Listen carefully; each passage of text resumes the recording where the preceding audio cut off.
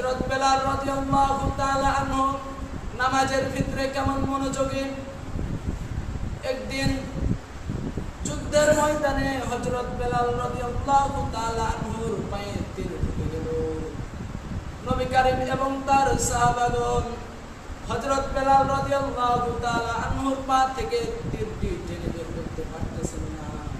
তখন নবী করিম সাল্লাল্লাহু আলাইহি ওয়াসাল্লাম বললেন, ও আমার সাহাবীরা, তোমরা নামাজের জন্য প্রস্তুতি গ্রহণ করো, তোমরা নামাজের জন্য জায়গা করো। যখন বেলাল, আমার সাহাবী বেলাল যখন নামাজে দাঁড়াবে, তখন তোমরা ওর পা থেকে তীরটি টেনে বের করে নিবে। বেলাল, আমার সাহাবী বেলাল একটু বুঝতে পারবেন না। সুবহানাল্লাহ, সুবহানাল্লাহ। কেমন মনোযোগী নামাজে, আর আমাদের নামাজে কেমন মনোযোগ থাকে দেখুন। নবী করিম সাল্লাল্লাহু আলাইহি ওয়াসাল্লাম যখন বললেন, তখন নামাজের প্রস্তুতি গ্রহণ করা হলো।